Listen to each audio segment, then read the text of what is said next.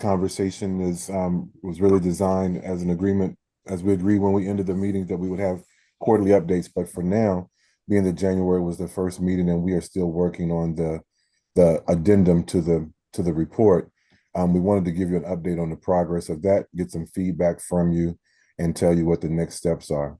Um, in terms of go to the next slide, please.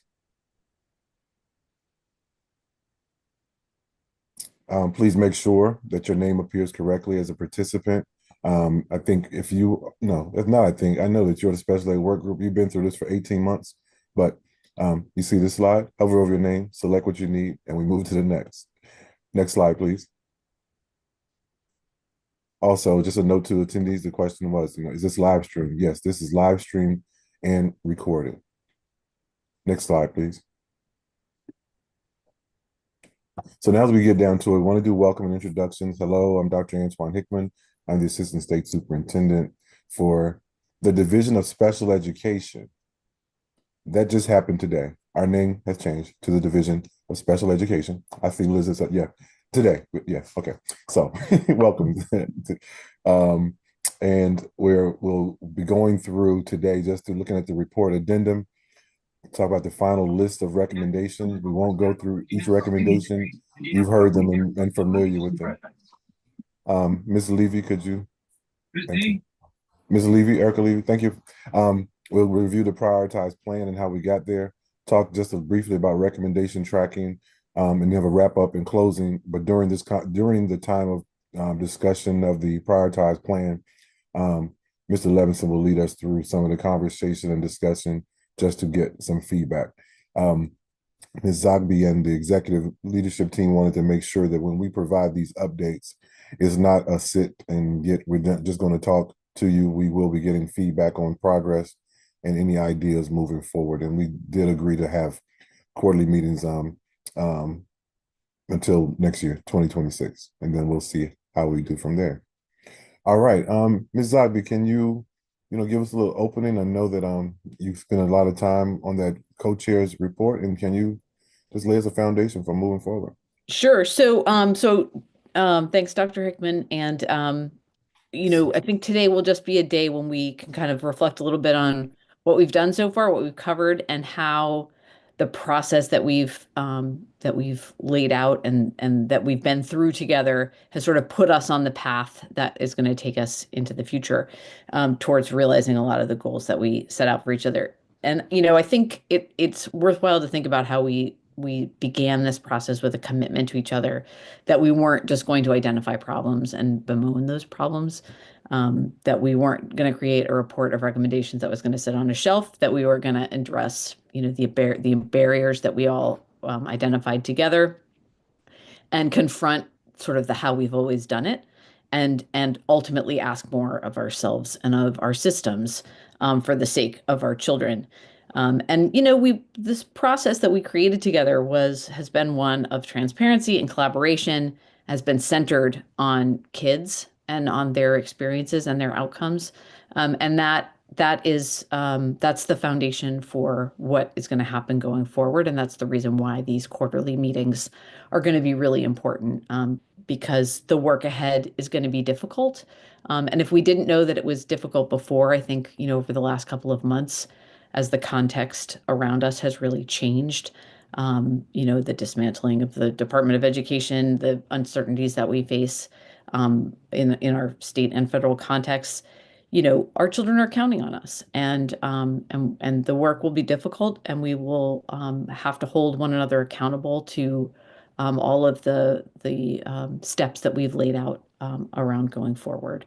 But I think we can do it. I think that a lot of progress is achievable, and it's just going to require our collective commitment and creativity and persistence. And while we know that the funding piece is critical to a lot of the progress that we hope to make together, it's a real barrier and one that we're going to have to continue to contend with. There's also a lot of progress that can be made that is, a lot of our recommendations really are resource neutral, and they're about shifting practice, shifting mindset with new emphases, and so we're going to start to dig into kind of how the department is going to begin to move forward. And I'm really happy that we've gathered today, and we'll look forward to having these quarterly meetings to kind of be lines in the sand, sort of see what kind of progress we've made. So I think that it's back to you, Dr. Hickman. Yes, ma'am. Thank you. Team, next slide, please. Then you can actually click two. So just going to give an update on the report addendum. As you know, the initial report was published on December 2023. The interim was published in July of 2024, built on the initial report. And then the final report was published in December of 2024. And that included recommendations that were approved up to that date. And then during that time, we recognized that the special ed work group was going to be ongoing through January 2025, and the AIB allowed us to continue its work through May 30th is when we have to submit our addendum to the final report. Next slide. Excuse me.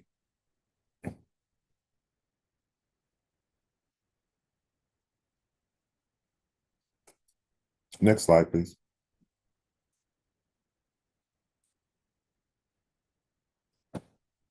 And so in terms of submitting that special education work group addendum, you have received, or those of you who had reviewed the report or the addendum, the way it was designed, there was an executive summary.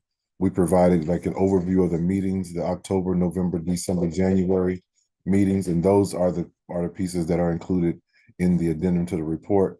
We looked at the additional recommendations, and then we folded those things into the prioritized plan, which you participated in small groups. And then the appendix is still being built out. There are some things that are being added to that. Next slide, please. And so what we've seen is completed. This is our one of our flow charts, one of our tables of keeping us accountable.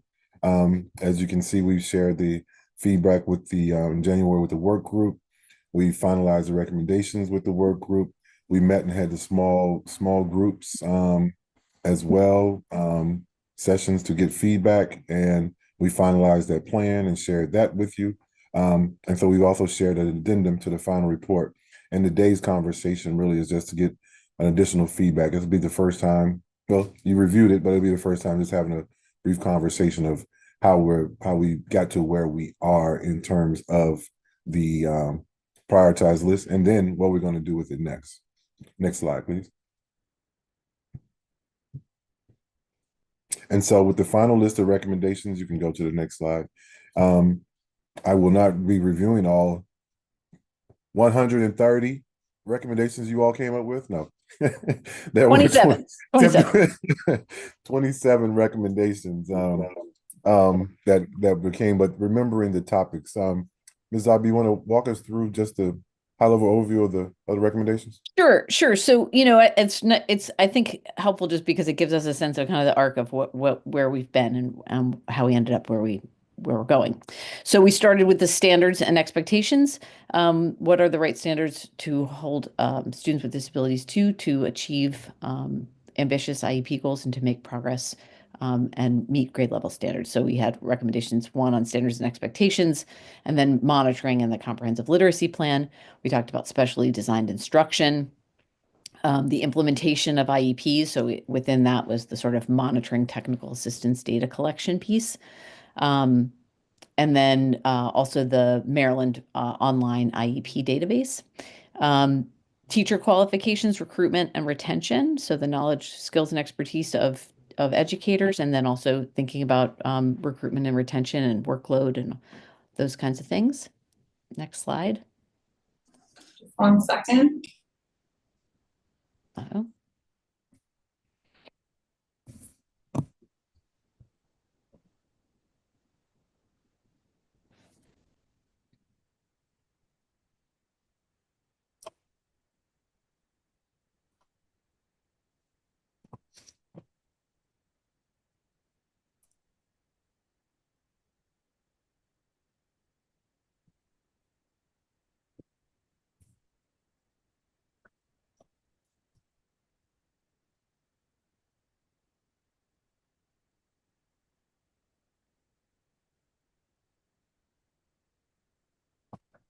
Sorry, we're still trying to pull up the PowerPoint with the interpreter. It should be coming up now.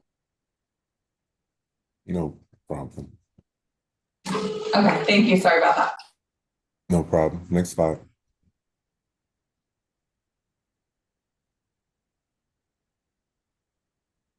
Okay, then we had a couple of meetings that were about capacity and resources, so staffing and service delivery, our recommendation around a special ed adequacy study, addressing minimum school funding and preventing supplantation of funds. We talked about the least restrictive environment, significant disproportionality, and then we turned to early childhood and we talked about both pre-K and as well as high quality childcare, and then also infants and toddlers programs. Next slide.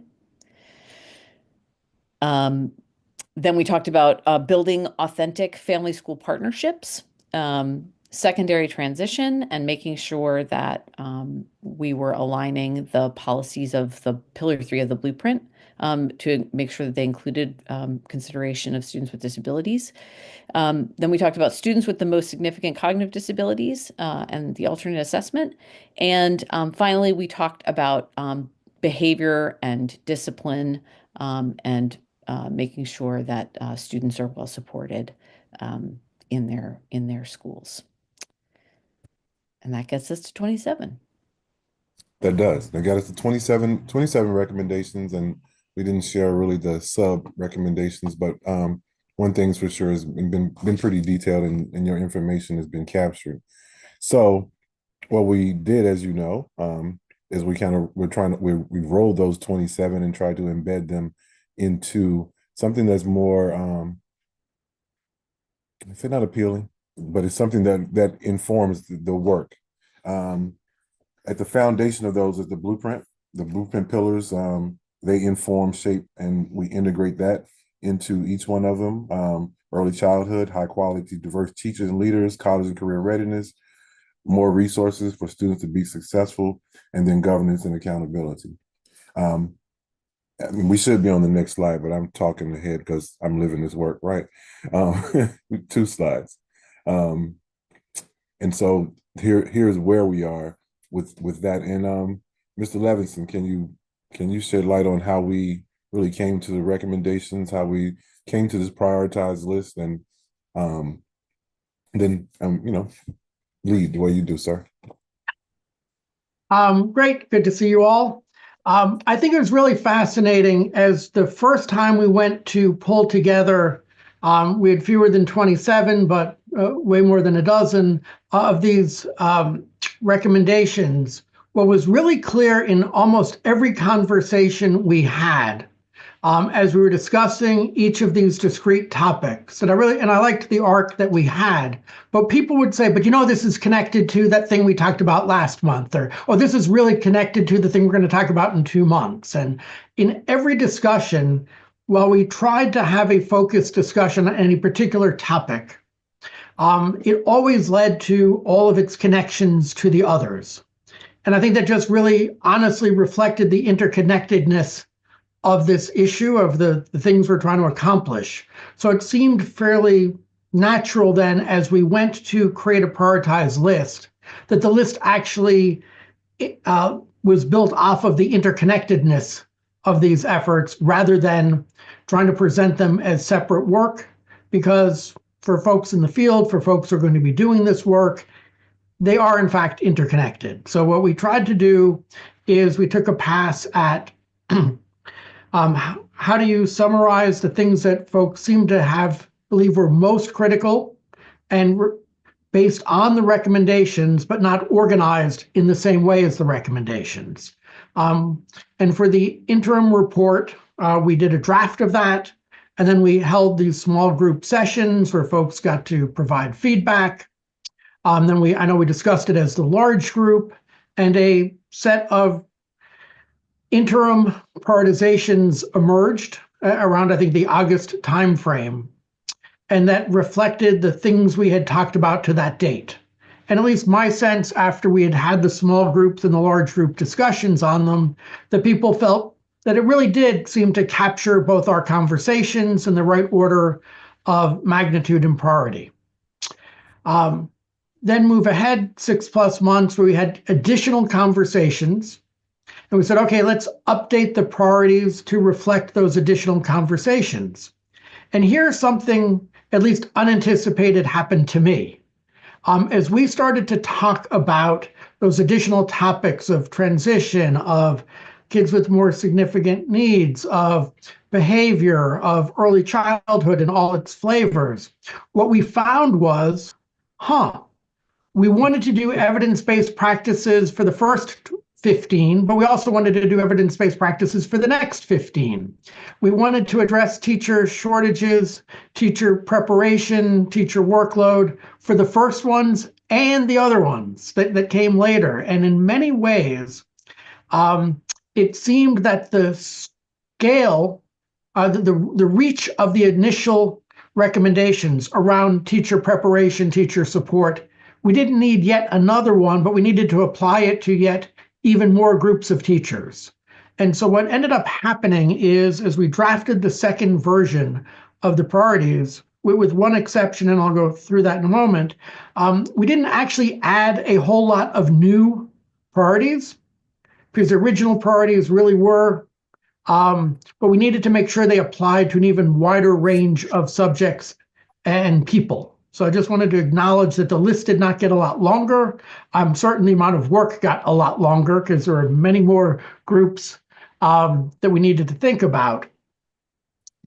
So what we did is we updated the priorities based on those last conversations, and then repeated that same process of sharing them with all of you and then hosting these small group discussions to get people's feedback on them.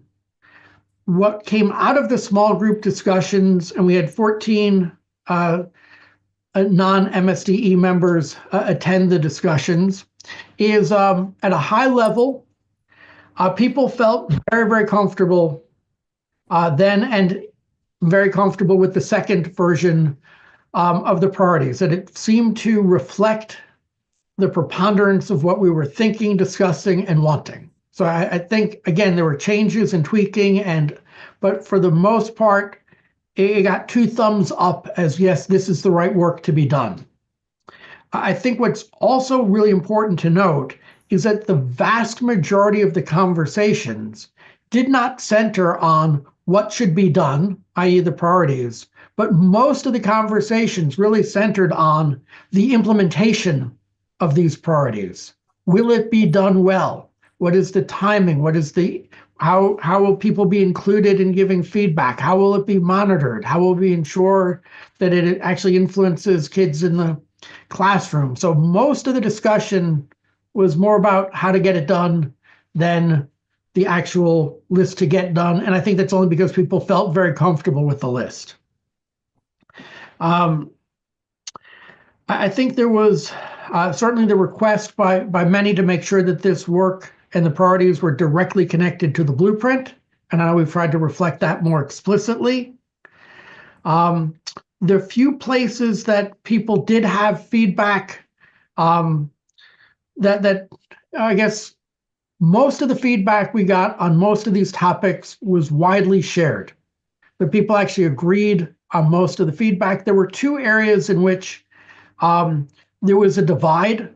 People had different thoughts on it. And I think in many ways it also reflected a divide that at least I heard in some of the working group sessions as well. So I want to call those out so that people do know that they were heard.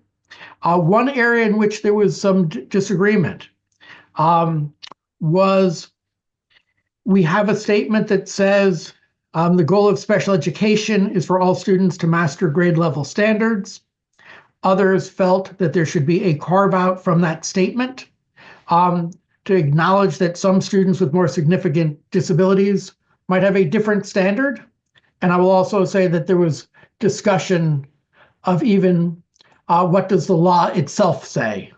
So I want to acknowledge that as we were getting feedback, that issue came up.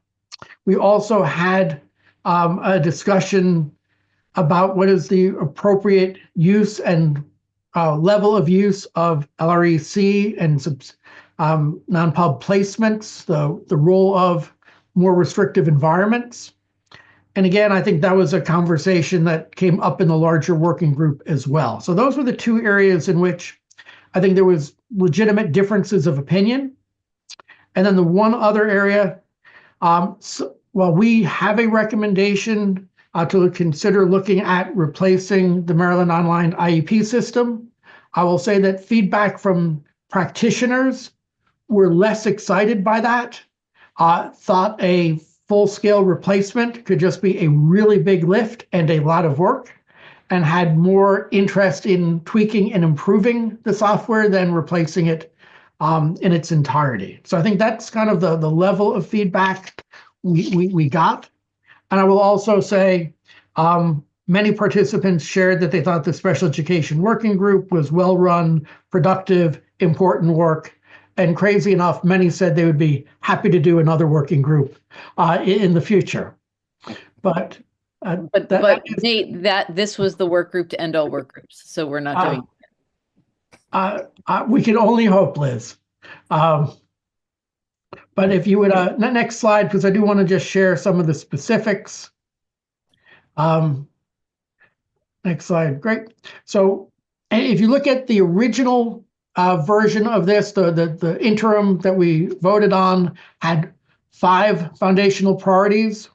Those 5 remained. Again, numbers like 1, 2, 3, and 4 got applied to a larger group of kids in many ways, or a larger group of staff.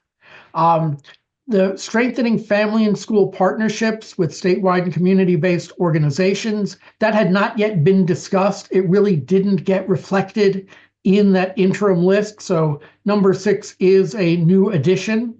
And I think, again, huge support for its addition. But that's the largest new thing here. Next slide. Hey, Yeah. I'm sorry. I mean, yes, you're correct. That is the largest new thing, but I don't want to skip past number 5 in conducting an adequacy study. Most recently, House Bill 504, the governor included that into the bill. We're waiting to see if it's going to be funded in accordance with what we requested. But as for now, it is a part of the other bill. So Great. Kudos to this team and the advocates out there who are out there, and those who are on the call for pushing this forward. So thank you, sir. Great. Thank you. Now the next slide. And I see a note in the chat to want to discuss this. Yes, we will open this for discussion in about 2 minutes. If we look, you'll also see, as we mentioned, 7 and 8 were here from before, but 8 definitely there is that difference of opinion as to how important or critical this one is, and certainly the message of, hey, making it better would be great, but recognize that a brand new system from scratch felt like a heavy lift for those on the school side. As we mentioned, a lot of the conversation did focus on the implementation. I think what was always true through all of our conversations was as the MSDE moves forward to implement this, creation of guidance and standards, which is obviously not a new task for MSDE, but a lot of feedback about, one, having a lot of stakeholder engagement, rounds of meaningful input into future guidance and standards is definitely a big part of this prioritized plan. I think the idea that the dissemination had to be broad, thoughtful, sustained, not one and done, came through in a lot of the conversations. That after dissemination, that there's also this feedback loop to update after it's been out in the field and more has been learned. A lot of feedback came to us around technical assistance and professional development, that it needed to be iterative, meaning not only did it need to be sustained, but we needed to learn from the first efforts, what's working, what's not just in the guidance, but also in the technical assistance and professional development. And when people talked about bringing this to life, there was certainly a lot of concern that it would be easier to write a document than to implement change across a whole lot of schools across a sizable state. And then one area that did get some interesting conversation in this last round of feedback, well, everybody agreed that monitoring is important, necessary, critical function for MSDE.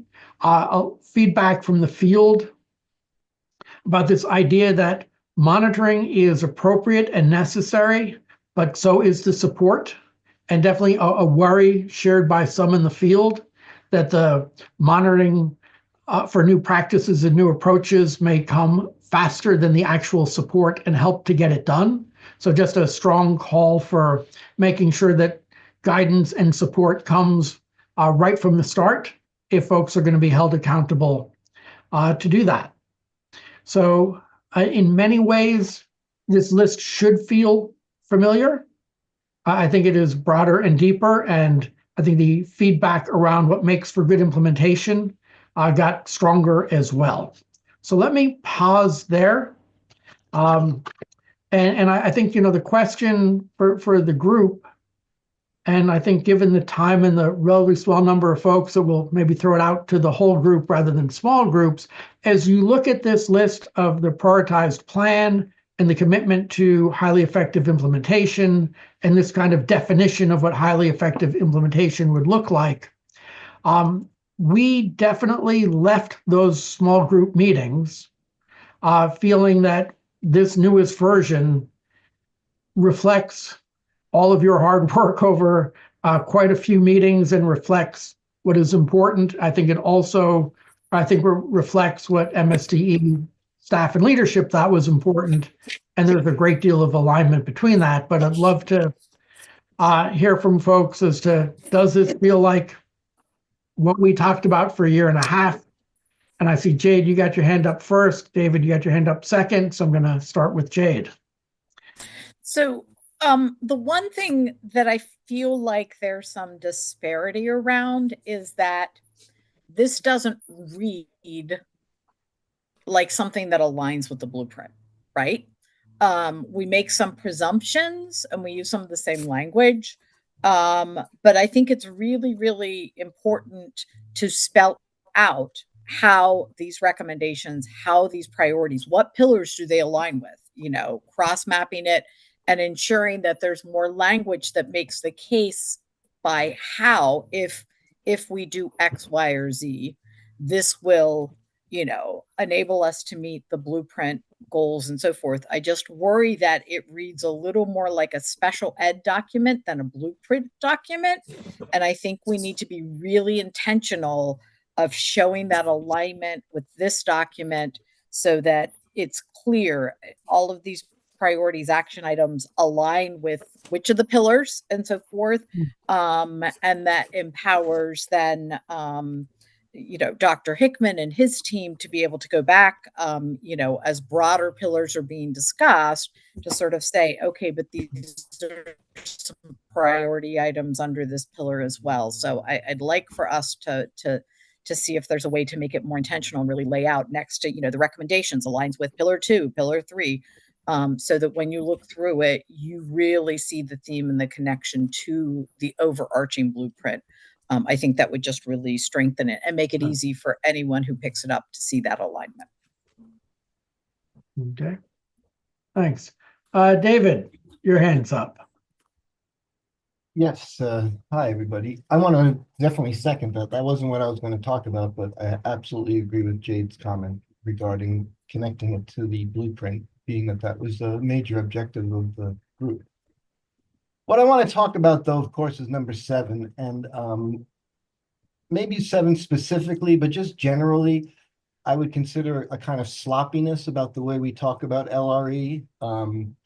Yes, it's true that the presumption in an IDEA is that the general education classroom is the goal setting, of course. And yes, removing a student from that environment should be an absolute last resort.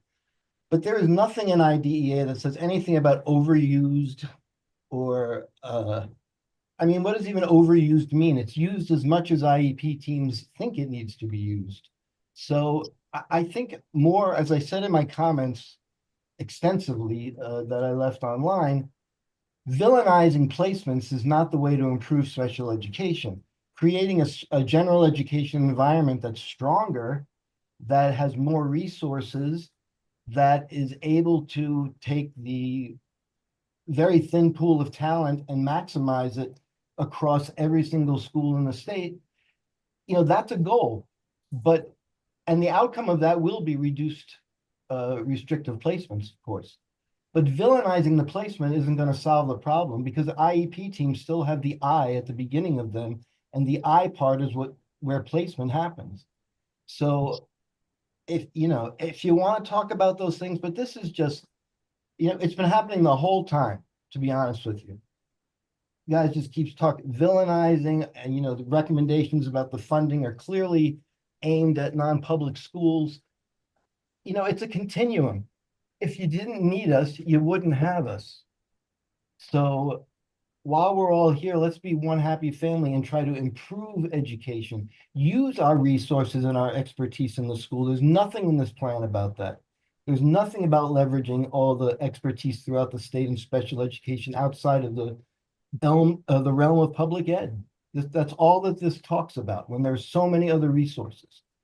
So I could go on about this, but you've heard plenty, and I'll stop there.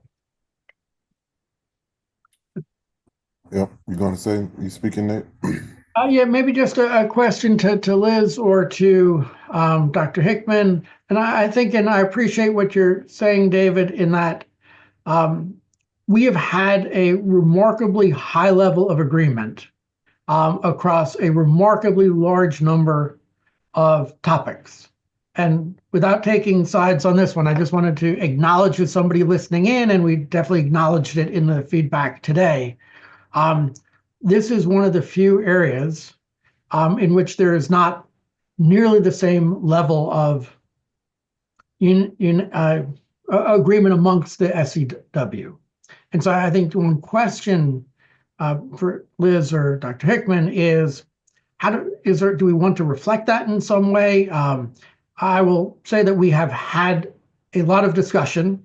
I don't think we've probably changed necessarily a ton of minds within this conversation. And I think, accepting or acknowledging that while we agreed on an enormous amount, we did not agree on everything, which doesn't seem unnatural to me. But I do wonder if there's any thoughts on how we highlight or acknowledge that we're not of one mind on every single recommendation. And I think this may actually be one of the few where there were, and I'm not picking on you, David, because I don't think by any means you're the only one you were not the only one who also saw this issue a little differently. So any thoughts on acknowledge that? Sure. I wanted to acknowledge his concern and acknowledge that we've heard this, conversation throughout. And the is in, it's not a villainize, it's not disrespecting and not valuing separate school placements or the non-public school placements or the more restrictive environments as needed. There has been over a lot of conversation about where our students are going. I mean, right now, there are 3,000 students waiting for non-public school placements. And then comes the question, is it appropriate? So as you said, that the IEP teams are making decisions. So we don't look at the end result being where the placement is going to be. What is not missing right here, you're just seeing part of the title of the priority, but there's work under that. There's work that we need to do from the IEP team to train. There's work that we need to do in documentation. There's work that we need to do in educating about, where students need to go and what is the continuous services. The IEP team, the IEP or IDA does say the least restrictive environment as close to home as possible to the maximum extent appropriate. For making progress, you mean? But couldn't you reframe that to get at Dr. Stone's point? Ensure that a broad continuum of services and supports are available to ensure LEA compliance with IDEA's LRE requirements, period, right? Like, So we could, thank you. And I'll say a few things in terms of we asked, the feedback. We asked for feedback by Wednesday on your read and review. If you want to, now I would appreciate you following it up with recommendations on the wording rather than us try to wordsmith this now in the next 15 minutes. But I just want to acknowledge we do hear you. We've heard it throughout, and it is one of the ones that is I'm going to use contentious, but let me say this, that 18 or 19 out of our school districts in the state of Maryland are currently disproportionate in several areas, and one of them being placement. And there's no way we can't soften this up and make it like it's not an issue. We've tried, we've left out a key word, right? That does rub people the wrong way. But I need you to remember 15% of each individual budget is going to address CCEIS, and that is coordinated comprehensive early intervening services for students with disabilities. And because of their race, they may be suspended, expelled, found eligible for special education, or in a more restrictive environment, being a non-public school, and they're not close to home, and it's not to the maximum extent appropriate. So when we try to find this balance, it's kind of difficult. That looks nice written. It looks nice now that I said what I said. Doesn't it sound a little bit better, number 7, than what I just said? So I'll end by saying we hear you and we're trying to find this balance, but the work comes after this priority, and it is one. So I'll pause there. And I just want to chime in to just say, obviously this has been an issue that we've talked about. We've looked at data together. We've looked at the variability, LEA to LEA, our state versus other states. We have built over decades a particular system in our state, and it has produced the outcomes that we have. And we have all looked at that data together. And, one of the things that I think we've done very well here is try to make sure that we are operating in a shared reality. And the shared reality of the outcomes for students with disabilities in Maryland is what it is. And it's not pretty. And so, there is some disruption that is needed.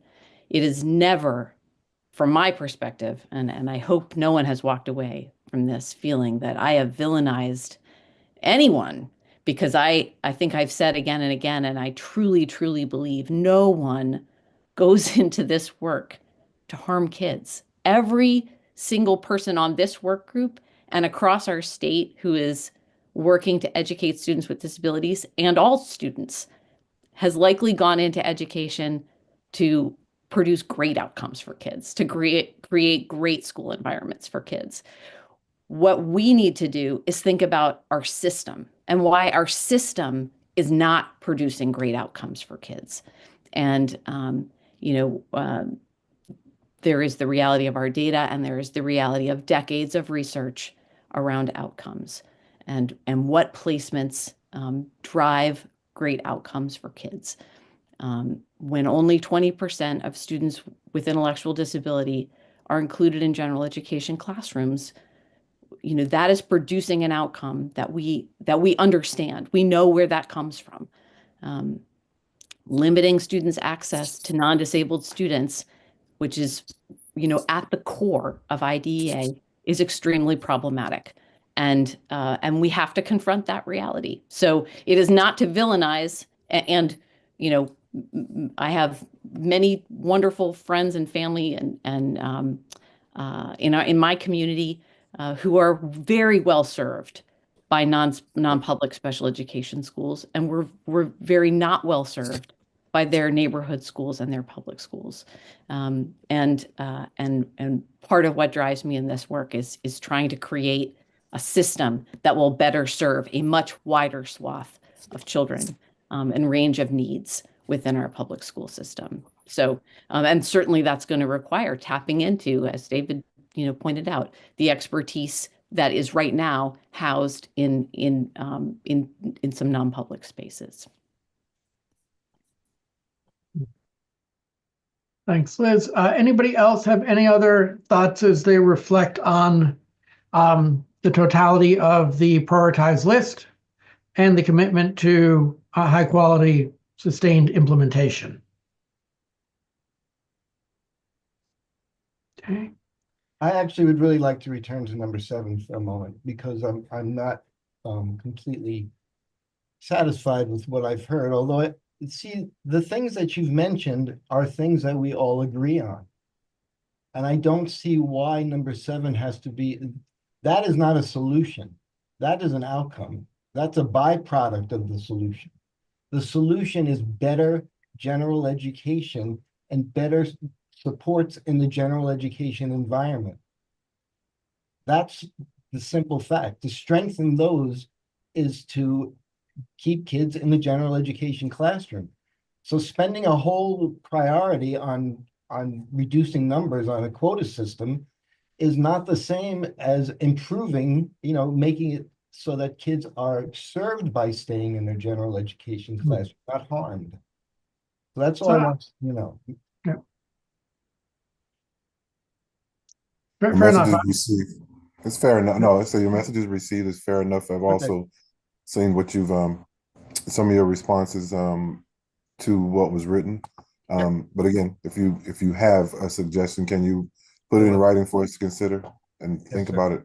Thank you. Okay, you're welcome. Thank you. And I think, David, just to put a point on that, if you have I would love to just see like a draft of how you would have reworded it. If the there just is how would you have worded it so it doesn't feel like we're making anybody or any placement a villain, because that's certainly not the intent. So I'd love to see how you might have addressed this in language that sits better.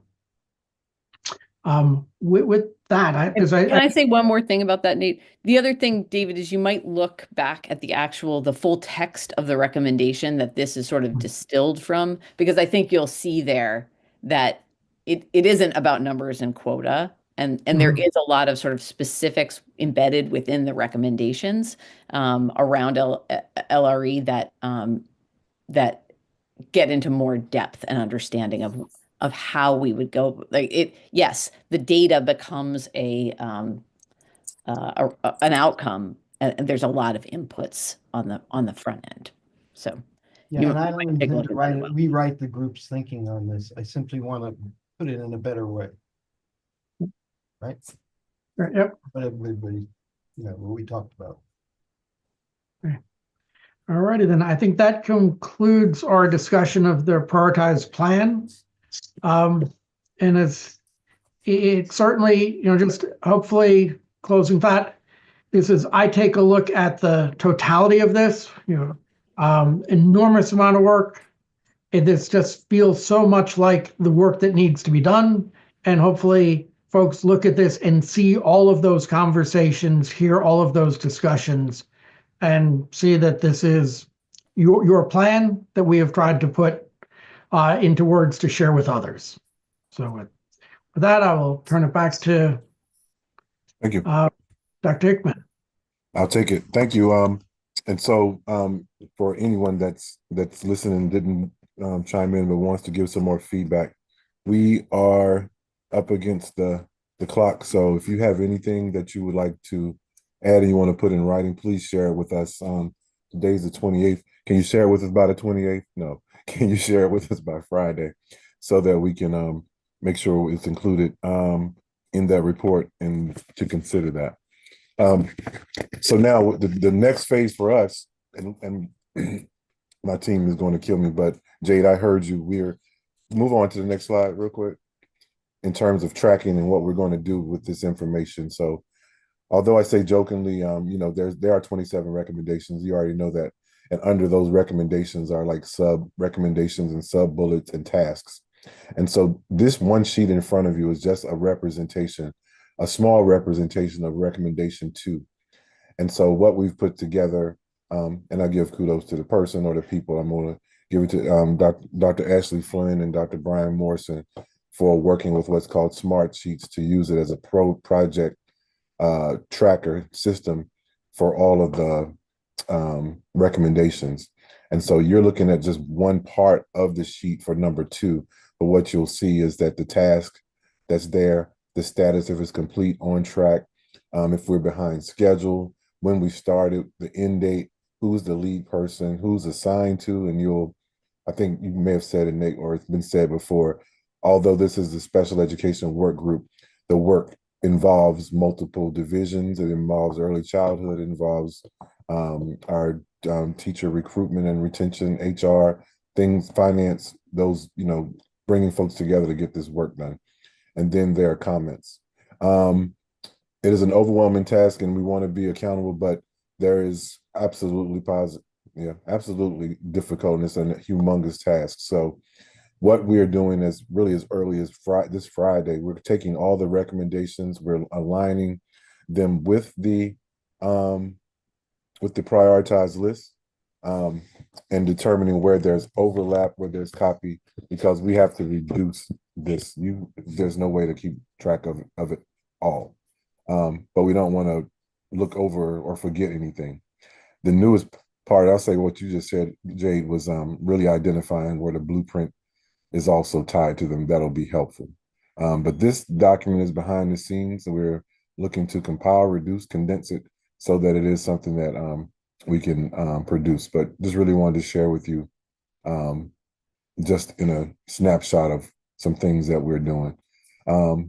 Today's conversation and up to this point, if we talked about some things that we've accomplished, the MOIP, there's a draft for, we're in the final stages of getting that MOIP out, as shared with you in terms of the fiscal study. We have an initial draft and we're convening a team to review that. We just got the bill was just approved. We're looking to see where the funding is going to come from, and how much of it we're going to have, and that's going to help us to get that completed. Some things I'll share with you. Although we were going through this conversation, recommendations 1 and 2, monitoring is 1. We have transitioned. We've repurposed a position or 2 to be able to add additional monitors into the agency, but specifically to address this one. We've put together an inclusion guide, a specially designed instruction guide. You should be receiving, if you hadn't already this week, a draft of tab 1901, so that we can get your feedback and stakeholder feedback on that, and a number of other things. And so as we go through these updates, we'll be able to share them with you. But for this meeting, we wanted to let you know what the foundation was, what the direction was, and that we are taking this seriously. And I'll say one more point. Today's meeting, when I mentioned to you that the Division of Special Education, or we've gone from the Division of Early Intervention and Special Education Services, we had an extended leadership team meeting led by Dr. Wright today. And that's where, she's, aligning the strategic plan of the, AIB, the state board, and for us to get our things in alignment as well with the strategic plan. And with that, focus is on organization and accountability, feedback, funding, capacity. So not only do we need to align it with the blueprint, but we do have to take time to align it with the value, mission, and goals of the the agencies, the AIB and the state board, and aligning what those beliefs are. So we don't want to be on our own island, because students with disabilities are gen ed first, and 81% of our students with disabilities are in the classroom. And so we know that we have to be in alignment that way. So with that said, Ms. Zog, do you want to take us home, or anyone else?